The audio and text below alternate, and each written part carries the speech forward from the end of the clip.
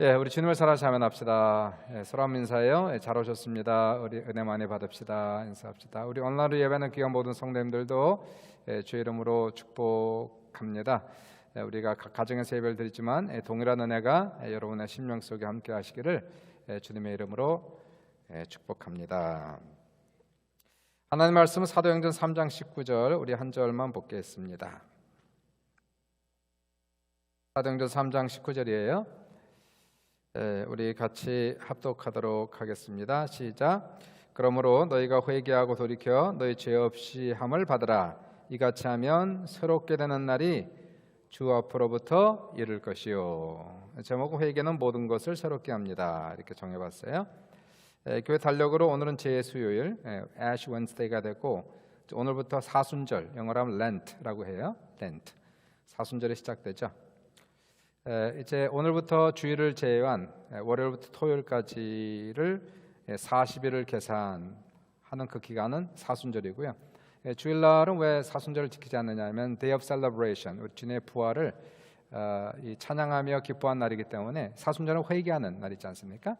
그래서 주일날은 빼고 월요일부터 토요일까지 6일, 그리고 66이 36 더하기 수목금토, 그럼 40일이 되죠. 그래서 사순절 지키고 사순절 그 다음 날이 부활절이 되는 겁니다. 부활절부터는 사순절이 끝나면 절기가 뭐가 오죠? 사순절 후에 50일 동안 오는 오순절이 오는 거예요. 그렇죠? 그래서 교회 달력으로 사순절이 먼저 오고, 그리고 부활절부터 50일 동안 오순절 이렇게 들어가게 됩니다. 사순절은 교회에 나오는 그러한 절기는 아니고 교회에서 만들어낸 그러한 절기가 되겠고요. 왜 교회가 사순절을 만들었냐면은 성경적으로 40이라는 숫자가 중요한 숫자이기 때문에 사순절을 그렇게 만들었습니다. 한번 생각해 보세요. 노아가 대홍수 때에 하늘에서 비가 40일 동안 주야로 내리지 않습니까? 그래서 온 세계가 물에 잠기게 되는 것이 하나님의 심판이 40일 동안 밤낮으로 하늘에서 비가 내리고 땅에서 물이 솟구치면서 온 세계가 홍수가 난 것이 40이라는 숫자였고요. 이스라엘 민족이 출애굽하고 나서 광야에 들어가죠. 하나님의 혹독한 시험을 받는데 몇 년 동안 받습니까? 40년 동안 광야 생활하죠. 역시 40이라는 숫자가 있어요. 모세가 광야 호렙산에 올라가서 하나님의 율법을 받죠. 며칠을 금식하며 하나님 앞에서 율법을 받습니까? 40일을 금식하며 먹지도 마시지도 아니하고 하나님과 얼굴을 맞대어서 보면서, 그리고 하나님의 율법을 받게 되는 숫자도 40일이 되겠어요. 엘리야를 보십시오. 엘리야가 하나님의 산, 역시 이분도 이제 호렙산까지 가게 되는데, 하나님 만나기 위해서 호렙산까지 가는데, 호렙산에서 하나님을 만나게 되는데 얼마를 걸어서 호렙산에 도착합니까? 40일을 걸어서 먹지도 않고 40일 금식하면서 호렙산에 도착하여서 하나님을 만나게 되지 않습니까?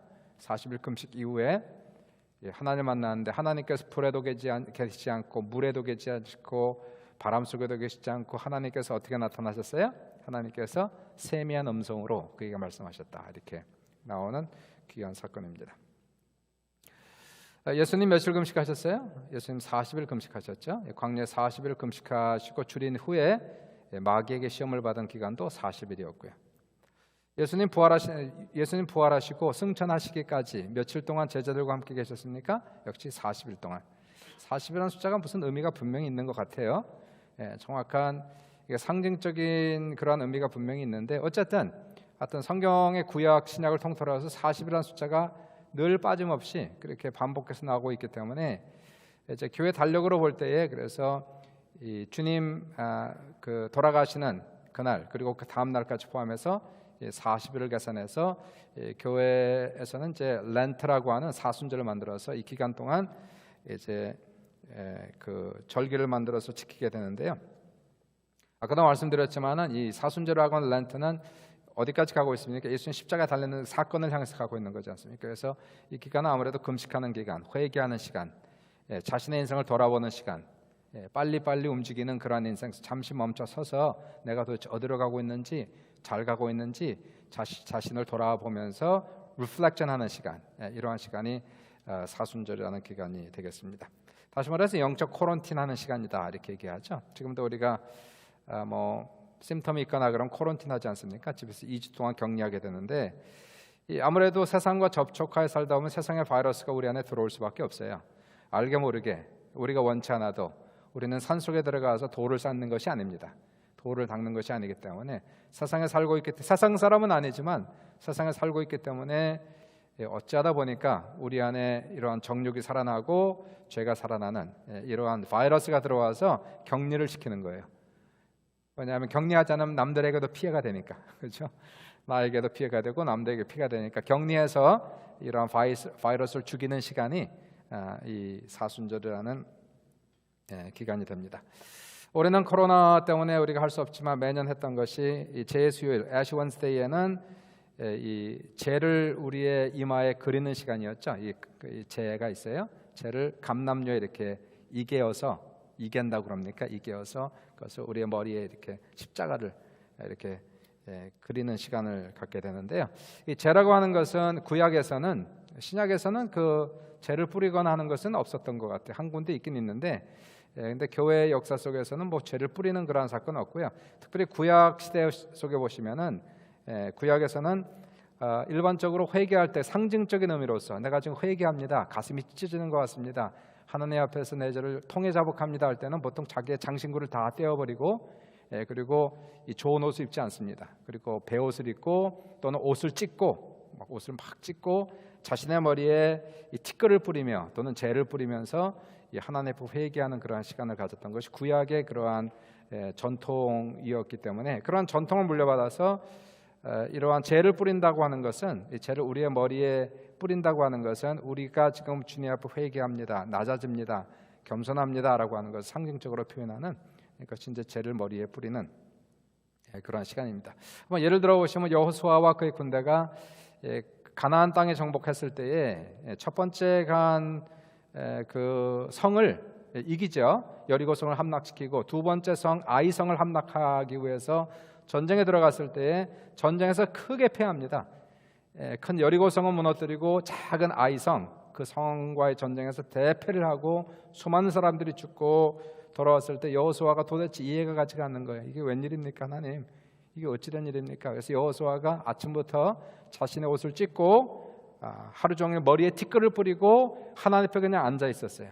기도라기보다도 그냥 하나님 앞에 그냥 침통하게 그냥 앉아 있었습니다. 하나님 도대체 웬일입니까?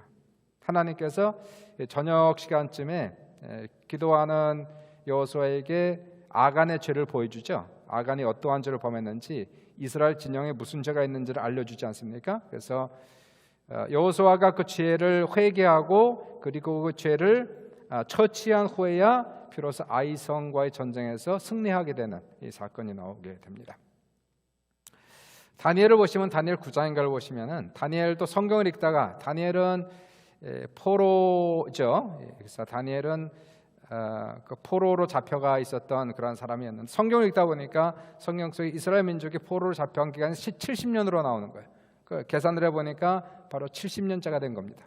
하나님께서 우리 민족을 회복할 날이 아주 가까웠구나, 이것을 깨닫고 그리고 하나님 앞에 기도하기 시작하죠. 하나님, 우리의 민족을 회복시켜 주옵소서, 이제 우리의 고향으로 우리를 돌려보내옵소서라고 기도할 때 회개 기도가 쭉 나옵니다. 그래서 이것은 자기의 회개가 아니라 대신 회개하는 거죠. 민족의 죄를 위하여 대신 기도하는 회개 기도할 때에, 그때 역시 다니엘도 그 기도할 때 베옷을 입고 죄를 덮어쓰고 그리고 자신 민족의 죄를 대신 회개하는 그러한 기도를 드렸던 것을 볼 수가 있겠네요. 하나님께서 기적적으로 그 민족을 다시 본토로, 그 같은 해, 아마 그 다음인 것 같아요. 그 다음에 기적적으로 본토로 돌아오게 하는 그 역사가 회개 역사죠. 회개를 통해서 하나님께서 기적을 베푸신 사건을 보게 됩니다. 요나서를 보시면 요나서에서도 재밌는 것이, 요나가 니느웨 성에 가지 않습니까? 니느웨 성에 가서 그리고 그들에게 하나님 말씀을 선포해 40일이면, 이것도 40일이 나옵니다. 40일 후면은 하나님의 심판이 이 성에 임할 것이다 라고 이러한 경고를 하니까 니느웨 성에 사는 모든 사람들이 왕으로부터 시작하여 저 밑에 있는 아주 천한 사람까지 포함해서 동물까지도 베옷을 입히고, 베옷을 입히고 그리고 머리에 재를 뿌리게 하고 회개하고 금식을 시키지 않습니까? 그때 하나님께서 그 성을 불쌍히 여기셔서 그 니느웨 성을 구원하시는 이 사건을 우리가 볼 수가 있게 돼요. 그러니까 여기 보시면은 그 회개하면서 자신의 머리에 재를 뿌리면서 상징이죠. 이 정말로 내가 하나님 앞에 회개한다는 그러한 모습을 옷을 찢고 장신구를 다 떼어내버리고 쉽게 얘기하면 화장도 하지 않고 생얼로 이거죠. 생얼로 하나님 앞에 하나님 내 모습이 이런 추한 모습입니다. 나는 이 모양 이 꼴입니다. 하나님 내 죄를 용서해 주옵소서라고 기도할 때 하나님께서 그 기도를 받으시고 그리고 회복시키시는 그런 역사가 나타나는 것을 볼 수가 있게 돼요. 회개라고 하는 repentance입니다. repentance, 메타노이아라고 하는 이 회개는 기독교 신앙 중에서 아주 중요한 부분을 차지하고 있어요. 우리 신앙이라고 하는 것 첫 단추를 잘 껴야 되거든요. 시작을 잘해야 되는데 그 신앙의 첫 시작이 회개로부터 시작을 해야 됩니다. 이게 가장 기본적인 신앙의 한 요소인 것을 볼 수가 있게 돼요. 먼저 회개가 없이는 죄사함이 없죠. 회개가 없이는 죄사함이 없다면 구원이 없는 것이고 천국을 들어갈 수가 없다는 거예요. 우리가 천국을 어떻게 들어갑니까? 우리가 선행을 행함으로 들어가는 겁니까? 의롭게 삶으로써 들어간 그게 아니고요. 천국을 들어가는 것은 우리가 회개함으로 그리고 예수를 믿음으로 천국을 들어가게 돼 있단 말이에요. 천국은 우리가 사는 게 아닙니다. 우리 힘으로 얻어내는 것이 아니에요. 천국은 회개하는 자에게 주어지는 것이지 선물로 우리에게 주어지는 것이 천국이라는 것입니다. 예수님께서 전하신 복음도 회개 복음이었어요. 마태복음 4장 17절 이하를 읽어보시면 예수님께서 처음으로 갈릴리 지역을 다니시면서 전파하며 가라사대 회개하라 천국이 가까웠느니라 이렇게 말씀하셨어요. 회개하라 천국이 가까웠느니라. 회개와 천국은 아주 밀접한 관계가 있다는 것을 볼 수가 있게 되죠. 천국을 들어가려면 또 천국을 체험하려면 천국을 맛보려면 반드시 회개의 문을 지나가야 된다는 것을 지금 얘기를 합니다. 아무리 천국이 우리 주변에 가까이 와 있다 할지라도 회개가 없이는 결코 천국을 맛볼 수도 체험할 수도 들어갈 수도 없다는 거예요. 회개라고 하는 메타노이아라고 하는 회개는 3단계 3가지가 필요한데요.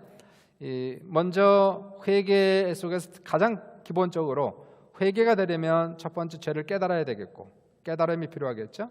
두 번째 죄를 고백해야 되고 세 번째 죄로부터 돌이켜야 됩니다. 이 3가지가 같이 일어나죠. 죄를 깨닫고 고백하고 죄로부터 돌이켜 하나님께로 돌아가는 것, return to God. 이렇게 오늘 본문에도 보시면 너희가 회개하여 돌이켜가 나오지 않습니까? 돌아간다는 거예요. return to God.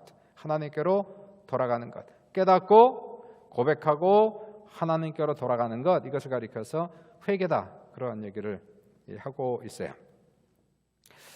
요즘 사사기를 읽어나가고 있고 지난 몇 주 전에도 그런 말씀을 드렸는데요. 사사기의 후반부에 들어가시면 거기에 주제로 나오는 내용이 있습니다. 한 3번 정도가 반복되고 있는데 그 당시에는 왕이 없으므로 사사기에서 그 당시에 왕이 없으므로 사람들이 자신들의 보기에 좋은 무엇대로 행하였더라? 자신들이 보기 좋은 소견대로 행하였더라. 이 말씀이에요. 그러니까 자기네가 좋다고 생각하면 좋은 거라는 거예요. 분명히 죄인데 분명히 잘못됐는데 잘못된 것도 모르는 거예요. 그냥 인본주의적으로 자기 생각대로 감정대로 자기 이성대로 그냥 생각하고 판단하고 결정하는 대로 살았던 그 당시의 상황을 설명을 주지 않습니까? 왜 그럴까? 왜 깨닫지 못할까? 분명히 죄를 범하는데 아니 우상 숭배하면서도 죄를 회개하지 않아요. 정욕대로 살아가면서도 죄를 회개하지 않아요. 가장 중요한 이유, 가장 기본적인 이유는 그들의 삶 속에 뭐가 없었다? 삶의 기준이 없었다네. 기준. 레퍼런스 포인트가 있어야 될 거 아닙니까? 교과서가 있어야 되잖아요. 그래 이게 정답인지 오답인지 알 수가 있는 거 아닙니까? 정답인지 오답인지 알려면 교과서가 있어야 될 거 아니에요. 교과서가 없는 거예요. 기준이 없는 거예요. 성경을 가리켜서 우리가 scriptures, 책이라는 scriptures, 바이블도 책이라는 뜻이고요. 또 다른 말, 제가 2주 전에 말씀드렸지만 이 성경을 영어로 canon 이런 단어죠. canon이란 단어는 measuring tape, 자라는 뜻이에요. 이 물건을 재는 길고 짧은 것을 재는 자를 얘기하는 겁니다. 결코 변할 수 없는 기준을 얘기하는 거죠. 쉽게 얘기하면. 그래서 모든 것들은 자에 대봐야 하는 거 아니겠습니까? 우리 인생 속에서 우리 인생, 내가 생각하는 것이, 내가 말하는 것이, 행동하는 것이 옳고 그른 것은 성경을 기준으로 비교를 해봐야 한다는 거예요. 근데 기준이 없으면 그냥 자신들이 좋다고 생각하는 것이 맞다고 생각하는 겁니다. 그러한 삶을 살아갔던 것이 사사기의 그러한 시대였던 것을 우리가 볼 수가 있게 되는데, 그러니까 우리가 회개가 일어나려면 우선 알아야 되는 거죠. 이 율법이라고 하는 게 있습니다. The law of God, 하나님의 율법은, 율법의 역할은 무엇이냐면 우리를 구원하는 것이 율법의 역할이 아니고, 율법의 역할은 우리의 죄를 드러내는 것이 율법의 역할이에요. 하나님의 기준을 보여주는 거죠. 하나님의 높은 기준을 보여줌으로써 우리는 결코 이러한 기준대로 살아갈 수 없다는 것을 보여주는 책이 율법의 역할이었어요. 우리가 아무리 선하게 살려 한다 할지라도 율법을 읽어보니까 우리에게는 선이 없다는 걸 아는 거예요. 우리는 의를 행할 능력이 없다는 것을 성경을 읽으면서 우리가 알 수가 있게 되는 겁니다. 하나님 앞에 과연 나는 죄인이구나, 죄인 중에 괴수구나 하는 것들을 깨닫게 하는 책이 성경, 특별히 율법의 역할을 하는 겁니다. 내가 율법을 지킴으로 의롭게 살아 천국을 가는 것이 아니라 오히려 율법이라고 하는 것은 우리가 얼마나 잘못 어긋났는지, 하나님의 기준에서 얼마나 벗어났는지를 보여주는 책이 율법이란 말이에요. 그래서 율법은 읽으면 읽을수록 우리가 죄인임을 깨닫게 된다는 것이죠. 그러므로 우리가 하나님 말씀을 읽을 때, 하나님 말씀을 들을 때에, 그리고 그 위에 하나님의 성령이 부어질 때에 성령의 역사가 꼭 있어야 됩니다. 성경 말씀을 읽고 들을 때, 그리고 하나님의 성령의 역사가 부어질 때에 성령이 하시는 일들은 우리의 죄를 들춰내는 일을 하는 거예요. 우리가 얼마나 더러운지, 우리가 얼마나 악한지를 말씀을 읽다가 듣다가 내 안에 있는 죄악들이 이렇게 드러나게 하시는 그러한 역할을 하는 것이 성경과 하나님의 성령께서 역사하실 때에 우리 영혼 속에서 일어나는 폭발적인 역사가 회개 역사가 일어나는 거예요. 우리의 죄악을 들춰내죠. 성령의 역사 중에서 가장 큰 것이 뭐냐면 죄를 깨닫게 하시는 거예요. 성령이 오시면 성령은 무엇을 하십니까? 세상을 책망하시는데, 죄에 대하여, 의에 대하여, 심판에 대하여 세상을 책망하신다. 책망. 우리 영혼을 convict 시킨단 말이에요. 죄인이구나, 이것을 깨닫게 하는 겁니다. 그러니까 진정한 회개가 일어나기 위해서는 먼저 내 자신이 정말 하나님, I am not worthy, 하나님 나는 자격이 정말 없습니다. 하나님 나에게는 선한 것이 아무것도 없습니다. 하나님 나는 아무리 의롭게 살려 하려도 의롭게 살 능력이 없습니다. 하나님 나는 죄인입니다 라는 것을 깨닫고, 그리고 나서 하나님께로 돌아와 return to God, 그리고 그 죄를 하나님께 고백하는 것을 회개다, 이렇게 얘기하는 메타노이아라고 하는 이 세 가지 단계를 얘기해. 깨닫고 고백하고 돌아오는 것, 이 세 가지가 같이 일어나는 거예요. 그래야 온전한 그 회개가 일어나고, 회개가 일어나면 구원이 있는 거죠. 죄사함이 있는 것이고 구원이 있는 것이고 우리의 삶에 회복이 일어나기 시작하는 거예요. 그게 첫 단추입니다. 신앙생활의 첫 단추는 회개다는 겁니다.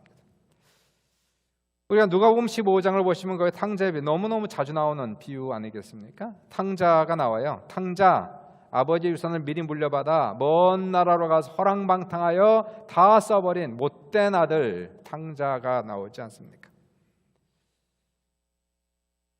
마침 그 나라에 흉년이 들어가지고 이 탕자는 자기의 가지고 있는 모든 단을 다 허비하고 나서 비로소 가난한지라 직장을 잡고자 하는데 직장이 없어요. 그래서 돼지치는 직장을 잡습니다. 유대인에게 돼지치는 일이라는 것은 가장 추한 일이죠. 가장 저주받은 일 아니겠습니까? 돼지는 아예 만지지도 않는데 돼지치는 일을 해요. 그리고 돼지가 먹는 쥐염 열매를 먹어요. 이거는 예수님이 주시는 그 비유 속에서 아주 가장 최악의 상태를 지금 얘기하는 거예요. 먹고 살기 위해서 저주스러운 그 일을 지금 하고 있는 이 탕자를 보는데, 그럼에도 불구하고 쥐염 열매를 주는 자가 없어서 줄여 죽게 되는 그 탕자를 보게 되죠. 그리고 나서 바로 그 다음 절에 나오는 것이 뭐냐면 He came to his senses, 비로소 깨닫게 되는 겁니다. 정신을 차리는 거죠. 정신을 차리면서 이러한 독백이 나가지 않습니까? 아버지 집에는 양식이 풍족한 품꾼이 많은데 나는 여기서 줄여 죽는구나 라고 얘기를 해요. 그게 이제 깨달음이죠. 그리고 나서 하는 얘기가 자, 일어나 이제 아버지께로 돌아가자. 돌아가는 거예요. 아버지께로 돌아가서 내가 아버지께 죄를 고백하자. 아버지, 나는 죄인입니다. 나는 아버지 아들이라 칭함받을 자격이 없사오니 아버지 나를 당신의 품꾼의 하나로 보소서, 이렇게 독백을 하지 않습니까? 혼자서 막 계속 이렇게. 아버지 얼마나 울었을까요? 거기서 그 탕자는 얼마나 자기의 처절한 모습을 보면서 얼마나 울었을까? 회개하면서 얼마나 울었을까요? 하나님, 나는 자격이 없습니다.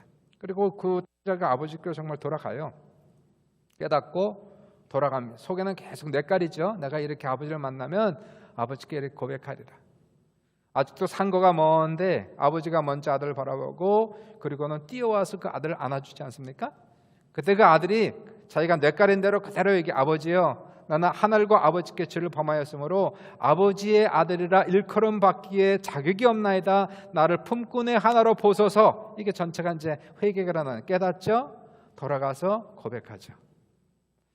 회개가 일어나면 그 다음에는 인생의 회복은 다 일어나는 거예요. 아버지가 그를 품에 껴안고 그를 그대로 데리고 와서 목욕을 시키고 좋은 옷을 입히고 가락지를 끼우고 신발을 신기고 그리고 머리에 기름을 붓고 그리고 사람들을 불러 잔치를 하면서 송아지를 잡고 풍류와 노래를 부르면서 그리고 수많은 사람들을 초청해서 잔치를 베푸시는 그 모습을 보지 않습니까?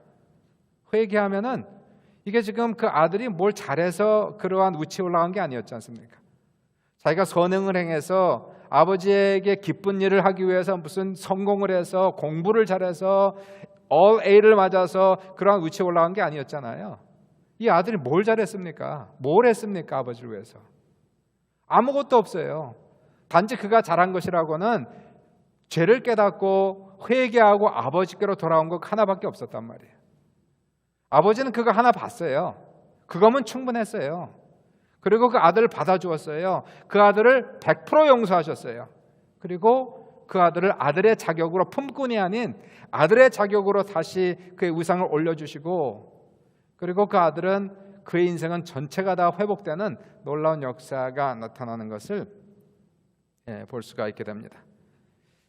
그러니까 주님이 하신 말씀이 바로 이거예요. 회개하라, 천국이 가까웠느니라. 천국을 뭔가 체험하고 천국을 맛보고 하나님의 축복을 받는 가장 중요한 길은 무엇이냐면, 물론 우리가 선하게 착하게 의롭게 살면 하나님이 더 기뻐하시겠지만, 그러나 가장 중요한 것은 회개가 없는 잘못된 의가 있습니다. 바리새인적인 의는 이거는 복을 받을 수 있는 의가 아니에요. 우리가 하나님 앞에 나는 자격이 없습니다. 하나님, 나는 죄인입니다. 그러나 하나님, 이 시간에 하나님, 나는 죄인이지만 예수 그리스도의 십자가의 은혜 깨닫고 우리 행위를 의지하는 것이 아니라 예수님의 십자가에 돌아가신 그 공로를 의지할 때에 그 회개 때문에, 믿음 때문에 우리에게 천국이 선물로 주어지는 놀라운 역사가 나타나는 것. 회개는 엄청난 놀라운 은혜가 있어요. 회개를 할 수 있다는 것은 이거는 축복 중에 가장 큰 축복이 되는 거예요. 죄를 많이 지어서 회개하는 게 아닙니다. 세상을 보십시오. 살인자가 엄청나게 많고 도둑놈이 엄청나게 많고 사기꾼이 엄청나게 많아요. 그 사람들이 죄가 많은데 회개합니까? 회개 안 해요. 죄가 많아서 회개하는 게 아니라 죄를 깨달아서 회개하는 거예요. 설사 우리가 그들과 비해서 작은 죄를 범하였다 할지라도 하나님의 엄청난 큰 광채가 비칠 때에 우리가 작게 생각했던 죄가 작은 것이 아님을 깨닫게 되고, 그리고 죄를 가지고 하나님 앞에 울고 회개하면서 돌아가면 하나님께서 우리의 모든 죄를 사하시고 우리를 긍휼히 여기시고 우리를 회복시키시는 놀라운 역사가 나타나는 겁니다. 이게 첫 번째, 회개가 우리 신앙생활 속에 첫 단추다 이렇게 얘기할 수 있고요.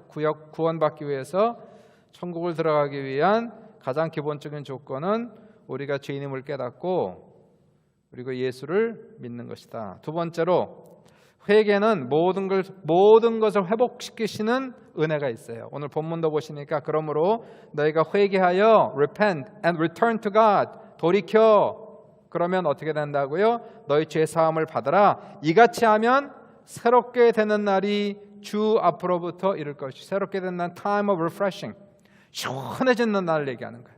상쾌한 날이 온다는 거예요. 우리 인생 속에서 상쾌한 날이 올 것이다. 시원케 되는 날이 올 것이다. 새롭게 되는 날이 올 것이다. time of refreshing, 그 날이 올 것이라는 겁니다. 왜 우리가 목이 마를 때에 뭔가 아주 시원한 걸 마시면 상쾌하지가 않습니까? 마치 그러한 것처럼 우리 인생 속에 이렇게 찌든단 말이에요. 스트레스를 받고 힘들고 어렵고 문제가 많고 온통 사방으로 문제가 있을 때에, 그때에 time of refreshing, 시원케 하는 날, 상쾌하게 하는 날이 오는데 어떻게 하면, 회개하고 하나님께로 돌이켜 죄 없이 함을 받으면 상쾌하게 하는 그 날이 너에게 이를 것이다, 이 말씀하는 거예요. 우리 인생 속에서 회복이 일어나는 것은 무엇을 통해서? 바로 회개를 통하여 하나님께로 돌아감으로써 이러한 상쾌한 날이 올 것이다. 만약 우리가 예수를 믿어도 죄를 범합니다. 죄를 범해요. 아까도 얘기했지만 세상을 살다 온 나도 모르는 사이 세상에 바이러스가 안에 들어와서 그리고 이제는 진짜 신앙생활이 아닌 세속적인 신앙생활로 변질되어 있는 우리 자신을 우리가 발견할 수. 하나님께서 가인에게 하신 말씀이 있었죠. 가인에게 이런 말씀: 죄가 너를 삼키기 위하여 죄가 문에 엎드려져 있느니라. 죄는 너를 원하나 너는 죄를 다스릴지니라. 이렇게 얘기하세요. 죄가 항상 우리를 삼키기 위해서 여러분의 문지방에 있다는 겁니다. 마음에 있는 그 문 앞에 웅크리고 있다는 거예요. 그리고 우리를 삼키기 위해서 이러한 죄를 우리가 벌리지 아니하면은 죄는 언젠가 우리를 따라오고 우리를 발견하고 우리를 삼키고 우리를 멸망시키는 그러한 역사가 죄라는 겁니다. 죄는 이게 죽을 때까지 해결이 안 돼요. 물론 예수님의 피로 말미암아 죄 사함은 받지만 그러나 완전한 성결함이 이루어지지 않는단 말입니다. 완전한 거룩함은 죽어야 되는 거예요. 죽어야 돼. 그때까지는 이 죄와의 전쟁, 죄와의 싸움, 이겼다 졌다 하는 이러한 끝없는 죄와의 전쟁, 육신과의 전쟁, 정욕과의 전쟁 속에서 이 죄를 이겨야 되는데, 근데 죄를 범하면 이 죄가 우리를 괴롭히는 거예요. 죽이는 거예요. 그러나 감사한 것은 우리가 아무리 큰 죄를 범하였다 할지라도, 우리가 회개하면, 우리가 아무리 큰 죄를 범하였다 할지라도, 우리의 죄가 주홍같이 붉다 할지라도 회개하면 하나님께서 흰 눈처럼 맑아지게 하시는, 양털처럼 맑게 하시는 놀라운 역사가 회개 속에 있다. 그러므로 우리는 회개를 평생 해야 돼요. 평생 내가 알고 지은 죄, 모르고 지은 죄, 의식적으로 의도적으로 지은 죄, 무의식적으로 지은 죄, 우리가 회개해야 됩니다. 그러면 우리의 삶 속에서 회복하는 역사가 일어날 것이다. 한 가지 사건은 야곱이 33장, 창세기 33장을 보시면 바단 아람에서 자기의 고향 헤브론으로 돌아오는 사건 나오지 않습니까? 무일푼으로 길을 떠났어요. 20년 만에 돌아올 때는 하나님께서 그에게 복을 주셔서 거대한 부자가 되게 하셨어요.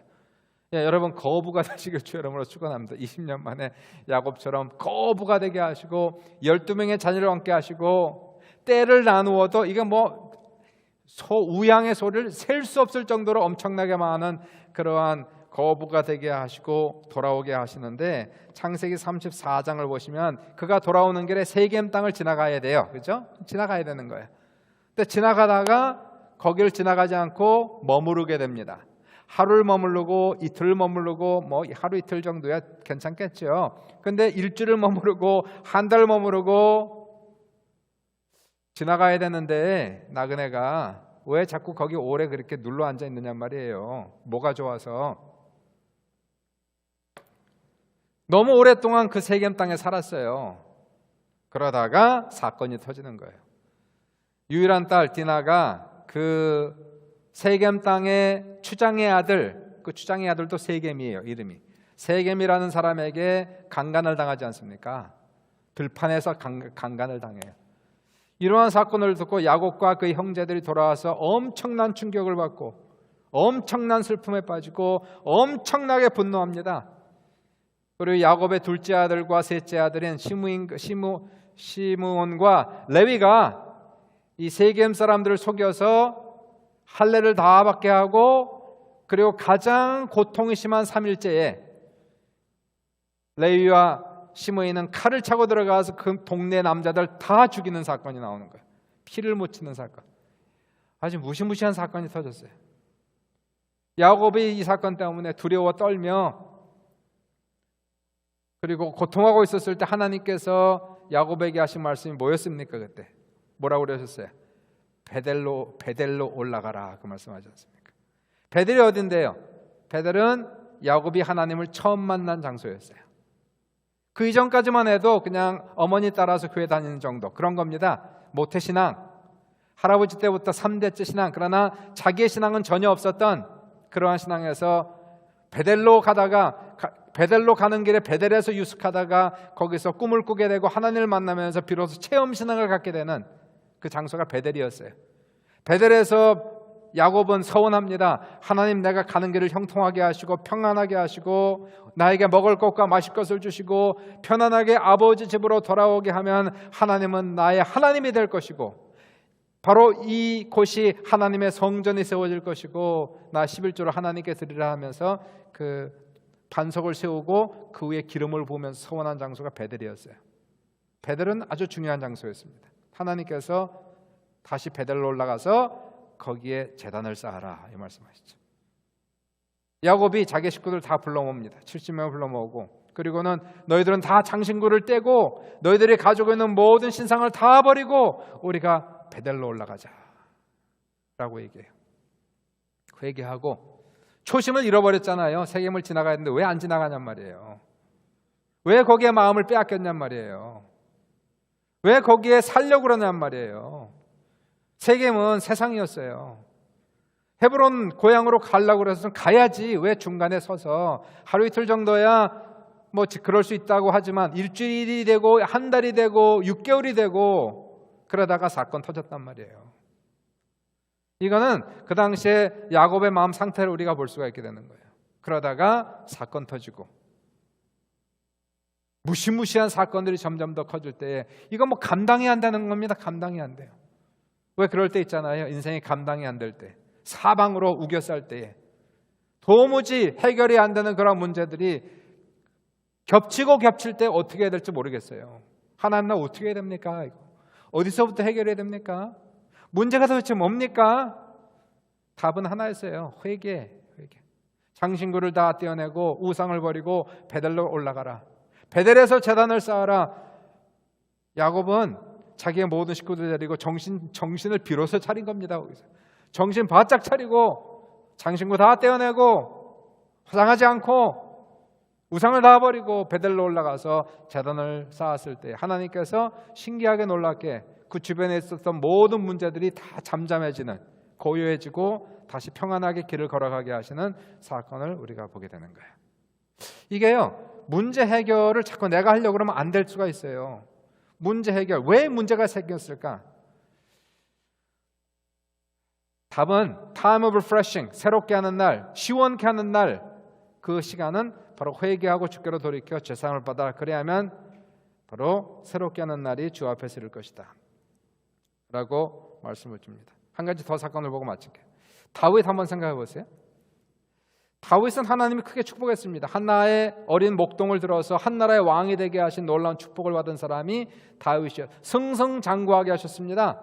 하나님께서 다윗의 오른손에 힘을 주셔서 그리고 그가 던진 돌이 골리앗의 머리를 맞게 하시고 블레셋 군대를 치게 하시고 모든 전쟁에 다 승리하게 하신 것은 그에게 능력이 있어서라기보다도 하나님이 모든 전쟁에 승리를 하게 하시고 하나의 목동을 왕이 되게 하셨단 말이에요. 근데 사람이라는 것이 이게 잘 되면요 마음이 좀 느슨해지는 게 문제예요. 힘들 때는 기도하는데 힘들지 않으면 기도하지 않고요. 이 마음이 이렇게 그냥 나태해지는 게 문제였다. 이 다윗이 딱 그 문제가 걸린 거예요. 나태죄. 기도하다가 기도를 그친 죄. 그게 죄입니까? 죄예요. 성경을 읽다가 성경을 읽지 않는 죄. 예배를 잘 드리다가 예배 나태해진 죄. 다윗이 딱 그 죄에 걸렸어요. 그래서 왕들이 전쟁에 나가야 되는데 전쟁에 나가지 아니하고 그때 왕궁을 거늘지 않습니까? 그냥 한 저녁에 자다가 일어나서 한밤중에 왜 자다가 아니 아침에 일어나서 열심히 일하다가 저녁에 자야지 하루 종일 자고 저녁에 일어나냔 말이에요. 뭐 이게 벌써 나태해진 그 정신력을 보는 거 아닙니까? 왕궁을 거닐다가 뭘 봅니까? 여인이 목욕하는 것을 보고 그리고는 수소문을 하죠. 저 여인이 누구냐? 찾아보니까 우리아의 아내 밧세바시라는 여자예요.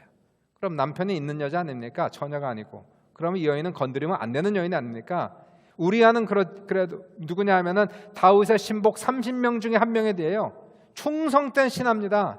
생명바치라는 햇사람 우리아 이방인이었지만은 그러나 다윗을 목숨 걸고 충성한 우리아의 아내 밧세바라는 걸 알았다면 손대지 말아야죠. 근데 그 여인을 불러들이잖아요. 그리고 동침하지 않습니까? 그리고 한 저녁에 그 동침이 아기를 잉태하는 사건으로 번지지 않습니까? 이 죄가 자꾸 죄를 낳습니다. 앞불사죠, 앞불사. 하필이면 어떻게 이렇게 한날에 한 저녁에 그 정사가 아기를 갖게 하는, 이 죄를 숨기기 위해서 또 무슨 짓을 합니까? 그 우리아를 전쟁터에 보내서 장렬하게 전사하게 만들지 않습니까?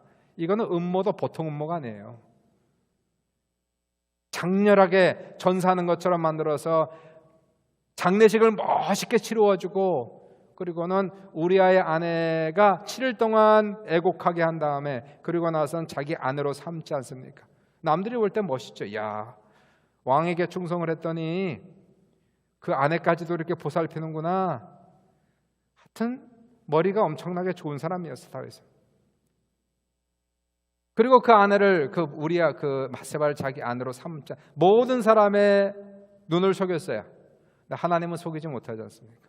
하나님께서 나단 선지자를 통해서 그의 죄를 드러내시고 지적하시고 하나님의 심판을 명령하시지 않습니까? 그때에 다윗이 지은 시가 51편이었어요. 그 죄를 들통났을 때 하나님이 다 알고 있죠. 들통나지 않아 하나님 다 알고 있는데 사람에게 걸릴 때가 진짜 무서운 거예요. 하나님한테 항상 걸리는 거니까. 근데 숨겨진 동안은 몰랐다가 사람한테 들통이 나는 게 제일 무서운 거지. 들통이 나니까 비로소 지은 시, 하나님이여 주의 인자를 따라 내게 은혜를 베푸시며 주의 많은 긍휼을 따라 내 죄악을 지워주소서. 내 죄를 맑게 씻겨주시고 나의 죄를 깨끗게 하소서. 물은 나는 내 죄가를 아오니 내 죄가 항상 내 앞에 있나이다. 주의 얼굴을 내 죄에서 돌이키시고 내 모든 죄악을 지워주소서. 하나님이여 내 속에 정한 마음을 창조하시고 내 안에 정직한 영을 새롭게 하소서. 다윗은 죄값을 받아요. 죄값을 받아서 밧세바가 잉태한 그 아이는 출산은 하는데 죽게 되고, 그리고 나서 그의 아들, 셋째 아들 압살롬이 다윗을 반역하죠. 아주 급하게 반역을 하게 됩니다. 그래서 이 다윗과 그의 종들이 이 압살롬이 군대를 이끌고 궁으로 쳐들어올 때에 다윗은 아들을 피해서 급히 궁으로 빠져나와 도망을 하게 되죠. 신도 신지 못하고 맨발로 도망치는 다윗의 모습을 보게 돼요. 도망가는 길이었습니다. 도망가는 그 길에 베냐민 지파 중에 한 사람 시므이라는 사람이 나와서 그를 저주하지 않습니까? 너는 너의 주 사울 왕을 반역하여 왕이 되더니, 그 얘기하는 거예요. 너는 피를 흘리더니 결국 꼴 좋다. 아들에게 반역을 당하는구나. 내가 반역하더니 내 아들에게 반역을 당하는구나. 이 저주를 받은 자여 가거라 가거라 하면서 발로 흙을 걷어차고 먼지를 내고요. 그 옆에 있던 아비새 장군이 분노하면서 칼을 빼들고 내가 저놈의 목을 치리까? 그때 다윗이 한 얘기를 잘 들어보세요. 이 사람아, 그가 저주하는 것은 하나님께서 시키시는 일이면 누가 말리겠느냐? 여호와께서 그에게 명령하신 것이니 그가 저주하게 내버려두라. 다윗은 알았어요. 아, 하나님께서 내 죄를 발견하시고 하나님이 나를 때리시는구나. 혹시 여호와께서 이것을 감찰하시고 여호와께 손으로 내게 갚아주시기를 원하노라. 시편 51편 17절에 하나님께서 구하시는 제사는 상한 심령이라 하나님이여 상하고 통회하는 마음을 주께서 멸시하지 아니하시리다. 여러분, 다윗이 지은 죄는 무서운 죄입니다. 간음죄는 용서받을 수 있어요. 그러나 살인죄는 용서받을 수 없어요. 그것도 충신을 음모해서 그 사람을 죽였다? 여러분, 이 죄는 우리가 가볍게 넘어가는 죄가 아니에요. 이런 죄를 어떻게 용서합니까? 여러분 같으면 용서할 수 있어요? 충신을 죽였어요. 충신을. 이거는 용서받을 수 없는 죄인데 하나님께서는 그럼에도 불구하고 그의 죄를 결국은 용서하셨어요. 왜 그랬을까요? 다윗이 자신의 죄를 깨닫고 통에 자복하고 자신에게 일어나는 모든 일들을 순순히 받은 거예요. 하나님, 달게 받겠습니다. 하나님의 벌을 받겠습니다. 결국 하나님은 그를 용서하시고 그의 인생을 원상태로 회복시켜 주셨어요. 사울 같은 인생을 보시면 끝말이야 좋지 않지 않습니까? 전쟁에 나가서 자기 아들들과 다 죽어버리는. 그러나 다윗 같은 경우는 비록 죄를 범해서 중간중간에 벌을 받았지만 그분의 나중에 인생을 살펴보시면 나중에 하나님께서 그에게 복을 주셔서 평안하게 하시고 평안하게 눈을 감게 하시고 그의 인생 후반에 있어서 모든 것을 회복하게 하시는 하나님의 은혜를 우리가 볼 수가 있게 됩니다. 회개는 우리 인생 속에서 모든 것을 회복하게 하시는 그 은혜가 회개 속에 있어요. 사순절 기간은 그런 기간입니다. 우리가 우리 자신을 코런틴 하면서 세상에 혹시 내가 세상 사람이 된 것은 아닐까? 나의 생각, 나의 습관, 나의 언어, 행실, 과연 나는 하나님의 자녀로서 빛과 소금 같은 삶을 살고 있는지, 아니면 내 모습 속에서 세상의 모습이 가득 차 있는지. 이 시간은 우리가 그러한 죄를 기도하면서 40일 동안 우리 자신을 코런틴 시키면서 깨닫는 그러한 시간이에요. 여러분이 40일은 그래서 한 가지를 뭔가 결단을 하면 좋습니다.